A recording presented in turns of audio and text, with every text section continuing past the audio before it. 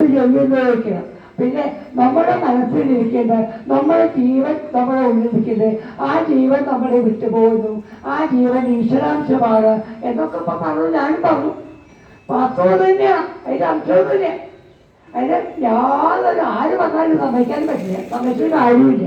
സത്യമാണ്, സത്യം മറച്ചു വയ്ക്കാൻ പറ്റില്ല. അപ്പോ സത്യത്തെ വിശ്വസിക്കുക.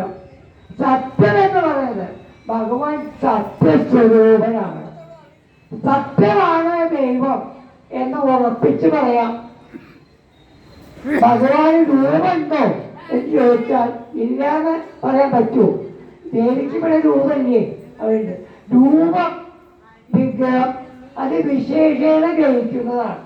നമ്മളൊരു പ്രത്യേക രൂപത്തെ കണ്ട് ആ രൂപത്തോട് പറയുമ്പോൾ നമുക്ക് അതിന് പ്രത്യേകത. നമ്മൾ ഒരാളോട് നേരിൽ സംസാരിക്കുന്നു, ഫോണിൽ സംസാരിക്കുന്ന വ്യത്യാസമുണ്ട്. നേരിൽ പറയുമ്പോഴത്തെ വ്യത്യാസം ഫോണിൽ സംസാരിക്കുമ്പോൾ ശരിയാണ്. അതേമാതിരി നമ്മളിവിടെ വന്ന് ഈ അമ്മയുടെ മുമ്പിൽ വന്ന് ആ അമ്മയോട് നമ്മൾ പ്രാർത്ഥിക്കുമ്പോൾ ആ അമ്മയോട് നമുക്ക് നേരിട്ടെന്ന് പറയാം. അത് വ്യത്യാസമുണ്ട്. മറ്റേ ഫോണിൽ കൂടെ കേൾക്കണേലും. അപ്പോൾ ഈ രൂപമാണ് എൻ്റെ മനസ്സിലിരിക്കുന്നതും ഈ രൂപമാണ് എന്ന് നമുക്ക് മനസ്സിലാക്കാൻ സാധിക്കും. അത് നമ്മൾ വിശ്വസിച്ചേ പറ്റൂ. പിന്നെ ഒരു കാര്യം തോന്നി കഴിക്കട്ടെ, തെറ്റുകളുണ്ടെങ്കിൽ, തെറ്റാണ് പറഞ്ഞിട്ടുണ്ടെങ്കിൽ ശ്രോതാക്കൾക്ക് എന്നോട് പറയാട്ടോ, അതിന് വിരോധമില്ല. എനിക്ക് പറ്റുന്ന ഇറക്കിയാണ് അത് വിശദീകരിച്ചു തരാം. ജീവൻ. അപ്പോൾ നമ്മൾ എന്താണെന്ന് വെച്ചാൽ നമ്മളത് ഉറപ്പിച്ച് വിശ്വസിക്കണം. ഭഗവാനിലേക്ക് എത്തണം. ഭഗവത് രൂപമാണ്, ഭഗവാനാണ് നമ്മുടെ എല്ലാവരും. നമുക്ക് അമ്മ തന്നത് ഭഗവാനല്ലേ? ആ അമ്മ എനിക്കില്ല, അച്ഛനെ തന്നത് ഭഗവാനല്ലേ? അപ്പൊ ആ ഭഗവാനെ എന്നോട് നമുക്ക് വഹിച്ചോളാം. അത് കൂടെ അച്ഛനും അമ്മയുടെ നമ്മുടായിരുന്നു. എന്നോട് ആ ഭഗവാനെ നമുക്ക് വഹിച്ചോളാം. ആ ഭഗവാനെ കീർത്തിക്കാൻ, ആ അമ്മയെ കീർത്തിക്കാൻ നമുക്ക് സമയം കാണണം. സമയം കണ്ടേ പറ്റുള്ളൂ. സമയമില്ലാന്ന് പറഞ്ഞാൽ എത്ര ഭാവമാണ്. അടുത്ത് നോക്കുമ്പോൾ നമ്മൾ ചിന്തിച്ചാൽ നമുക്ക് ഓരോരുത്തർക്കും മനസ്സിലാവും. ഭഗവാനെ ചിന്തിക്കാൻ, ഭഗവാനെ കീർത്തിക്കാൻ, അമ്മയെ വന്ദിക്കാൻ, അമ്മയായ കണ്ടപ്പോൾ നമുക്ക് അവരമ്മയെ കീർത്തിക്കാൻ, അവരെ തൊഴാൻ വേണ്ടി നമുക്ക് കൈ തന്നു, കാല് തന്നു, ഒരു കേട് തന്നില്ലല്ലോ. സുഖമായി കൈകൂപ്പി തൊഴുകൂടെ വൈകിയെ, അമ്മയെ തൊഴുകൂടെ, നമുക്ക് ലോകപിതാവായ ഗുരുവായൂരപ്പനെ തൊഴുകൂടെ. നമുക്ക് അതിനല്ലേ ഭഗവാൻ നമുക്ക് കൈ തന്നത് എന്ന് നമ്മൾ മനസ്സിലാക്കണം. അതിന് നമ്മൾ സമയമെടുക്കണം. നമ്മൾ അവിടെ ഇവിടെ എന്ന് മറ്റുള്ളവരെ കുറ്റം പറയാൻ വേണ്ടി കാര്യമില്ല. കുറ്റം പറയാത്തവരല്ലേ പറഞ്ഞേ. പക്ഷേ അത് നമ്മൾ ആദ്യം മനസ്സിലാക്കണം. നമുക്ക് ഓരോ ഇന്ദ്രിയങ്ങളും എന്ത് ചെയ്യുന്നു? ഭഗവാനിലേക്ക് അടുക്കാനാണ്. കൈ നിന്ന് ഭഗവാനെ കൂപ്പി തൊഴുവാനാണ്. അതിന് വേറെ ബാക്കി എന്തുള്ളൂ? കണ്ണ് നിന്ന് ഭഗവാനെ കാണാനാണ്. ഏതോ ഒരു കേട്ടത് കേട്ടില്ലേ, കണ്ണ് തന്ന് ഭഗവാനെ കാണാനാണെന്ന്. ശരിയല്ലേ? അത് ആ ഭഗവാനെ കാണാണ്ട് നമ്മൾ വേറെ ആരെ കണ്ടിട്ട് എന്താ കാര്യം? നമുക്ക് ഭാര്യയെ തന്നത് ഭഗവാനല്ലേ? ഭർത്താവിനെ എന്ന് ഭഗവാനല്ലേ? കുട്ടികളെ എന്ന് ഭഗവാനല്ലേ? എത്ര ആൾ കുട്ടികളെ എന്ന് കഷ്ടപ്പെടുന്നു.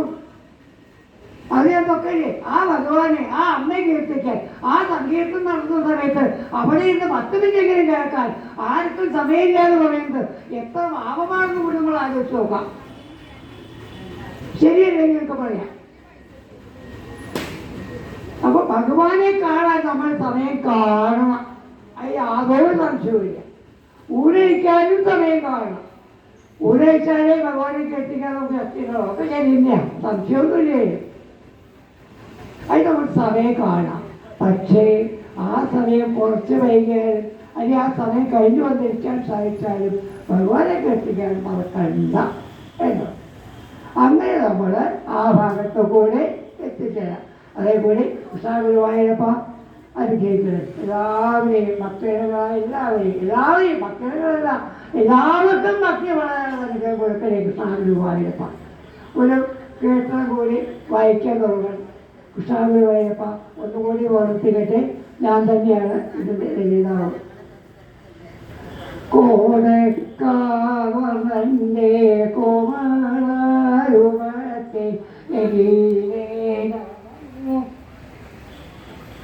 കടങ്ങോ വർണ്ണ വർണ്ണിക്കേണ്ടോ കൊടക്കാളന്റെ കോമരൂപത്തെ എതിരെ തടങ്ങു വർണ്ണിക്കേണ്ടോ. പച്ചിന് തേച്ച് പാടാം, തേച്ച് പാടും എല്ലാവരും. ഒരു പ്രാവശ്യം കേൾക്കും, ചെറുകൂടെ കുഴപ്പമില്ലല്ലോ. കോടക്കാളന്റെ കോമരൂപത്തെ എതിരെ തടങ്ങു വർണ്ണിക്കേണ്ടോ.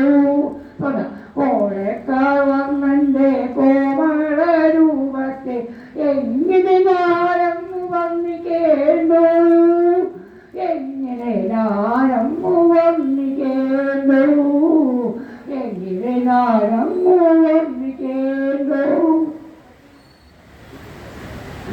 ആയിരം നാവുള്ള അനന്തനോ തന്നെയും സാധിക്കും കല്ലനോ വർണ്ണിക്കുവാൻ. ആയിരം നാവുള്ളപ്പോ അനന്തരൻ, ആ അനന്തരൻ ഭഗവാന്റെ രൂപത്തെ വർണ്ണിക്കാൻ ഓരോ ആ നാവ്. ഇത് കൂടുതലൊക്കെ എന്താ പറയാനുള്ളത്?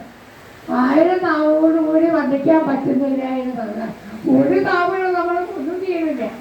ആ അത്രയും വലിയ നാവുള്ള അനന്തര പറ്റില്ല എന്ന് പറഞ്ഞാൽ നമ്മൾ ആലോചിച്ച് നോക്കൂ. ആ ഭഗവാനെ എല്ലാവരും വർണ്ണിക്കണ്ടേ, ആ ഭഗവാനെ എല്ലാവരും സ്തുതിക്കണ്ടേ.